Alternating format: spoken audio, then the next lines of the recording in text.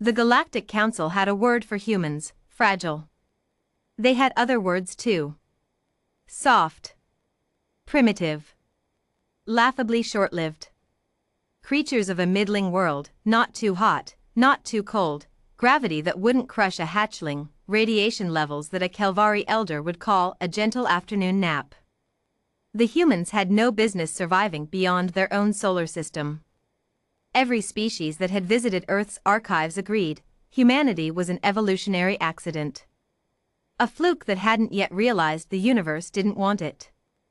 Warlord Kael'zer of the Dreth Dominion had read those archives. He'd also read the histories.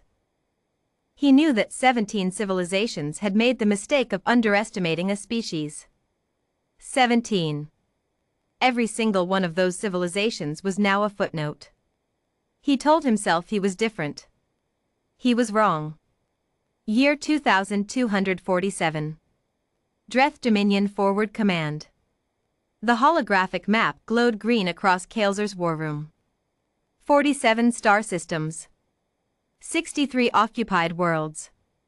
And now, at the far edge of the display, pulsing red like a wound, a single human fleet anchored at the edge of Proxima Station.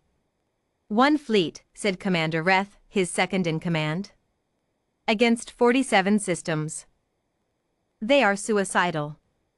Kael'zer's mandibles clicked with something that translated roughly as amusement.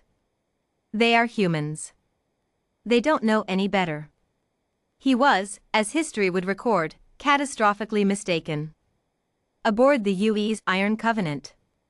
Admiral Darian Voss commanding. Admiral Darian Voss was not a dramatic man. He kept his hair regulation short, his coffee black, and his voice flat as the plains of Kansas. When his aide, Lieutenant Joe Marek, handed him the Dretha's formal declaration of war, 30 pages of flowery galactic prose threatening total annihilation, Voss read it in silence, set it down, and said, "Get me Many." Sergeant Many Callahan appeared in the doorway 30 seconds later, still pulling on her tactical jacket. She was from South Boston. She had once broken a Kelvari interrogator's grip with 2 broken fingers. She chewed the inside of her cheek when she was thinking, and she was always thinking. "Sir. What do we have on Dreth Ground Force Doctrine?" Many had read everything. She always had. They hit fast, hit loud, expect psychological collapse within the first engagement. Their doctrine assumes the enemy breaks. They've never fought a species that doesn't break. Voss nodded slowly. Then we won't. The Dreth struck first at Callaway's Moon, a human mining outpost with roughly 3,000 colonists and a garrison of 42 Marines. Kael'zer expected surrender within minutes. The garrison held for 11 days. When the Dreth finally breached the final bunker, they found 17 survivors. All wounded. None of them had surrendered a single inch without making the Dreth bleed for it. The garrison commander, a 26-year-old corporal named Dea Torres from El Paso, had been shot 4 times. She was still conscious when they dragged her out. She looked up at the Dreth officer looming over her and said, clearly, in English, "You're going to regret this." The Dreth officer laughed. His translator rendered her words for the fleet's record. He stopped laughing 18 months later. The Iron Covenant. Deep planning session. "They think we're done," said Wows Damaris, the fleet's intelligence chief, projecting star charts across the briefing room wall. Wows was Nigerian-American, former NSA, and had a gift for reading enemy psychology that bordered on supernatural. He tapped the map. Kael'zer's moving his main fleet to secure the outer belt. He's consolidating. He thinks we're retreating to regroup. "Are we?" he asked Joe, genuinely curious. "No," said Voss. "We're letting him consolidate." Many looked up. Her cheek was moving. "You want them bunched up." "I want them confident." Voss set his coffee down. "Confident enemies make predictable moves. And we are going to be very unpredictable." Wows pulled up a second map. It showed 17 insertion points, dark, unmonitored corridors through the Dreth supply lines, mapped painstakingly over 6 months by scout drones the size of coffee cans. Human engineering. Stupid, stubborn, obsessive human engineering. Special operations teams, Voss said. Joe, you're coordinating logistics. Many, you're running the southern insertion. Wows, I need everything on their command and control nodes by 0400.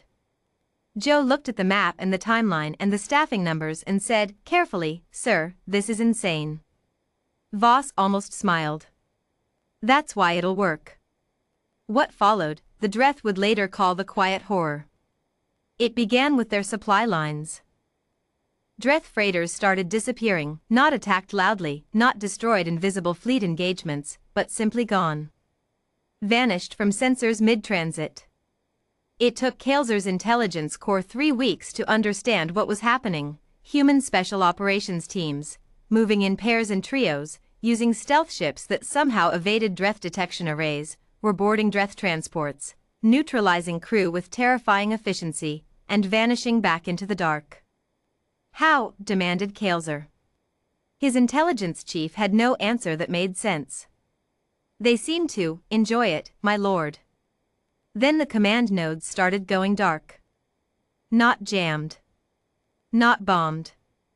Infiltrated. Dreth officers arrived at facilities to find their communications arrays disassembled with mechanical precision, local data stores wiped, and, inexplicably, crude drawings left behind. A recurring image, a skull, grinning, with the letters USMC beneath it. Kael'zer's forces were enormous, powerful, and increasingly terrified. The humans numbered far fewer.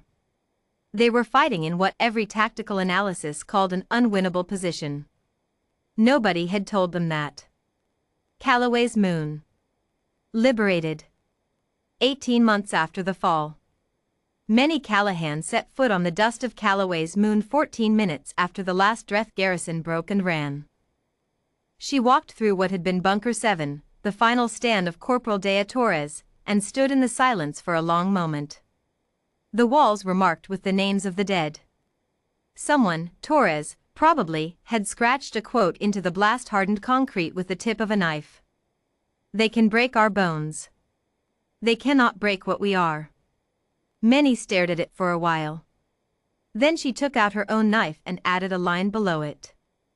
And now we're coming for everything they owe us. Dreth Dominion Command. Warlord Kael'zer. The reports kept coming. Kael'zer read them with the focused intensity of a commander trying to understand something that defied understanding. The humans were losing on paper. Fleet tonnage, catastrophically inferior. Manpower, a fraction of Dreth forces. Territory held, shrinking. By any logical metric, they should have collapsed months ago. Instead, they were escalating. Every time Kael'zer destroyed a human position, 3 new problems appeared behind his lines. Every time he pushed forward, he found his supply train had been cut. Every time he thought he had located the human command structure, it moved, or worse, it turned out there had never been a single command structure to find. The humans seemed to be operating on something that wasn't a hierarchy at all.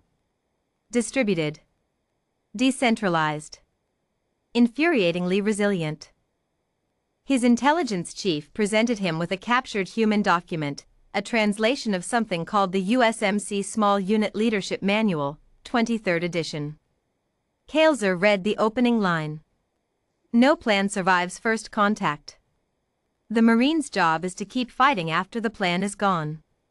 He set the document down.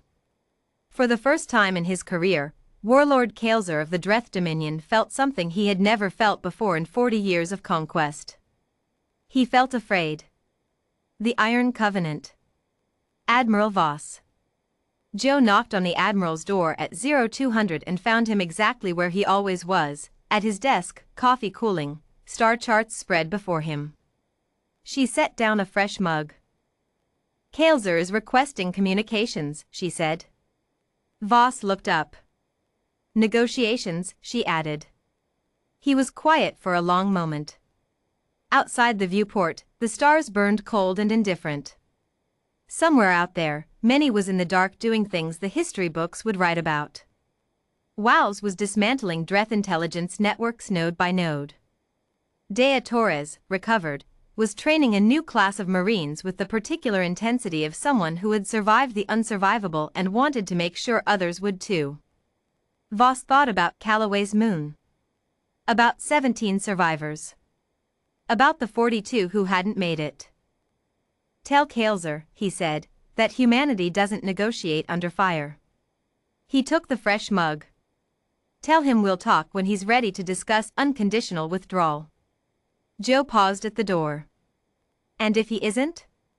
Darian Voss looked at the star chart, at the 47 green systems that had once looked so overwhelming and now looked merely like a list of problems to be solved. Then we keep going, he said simply. We're very good at that.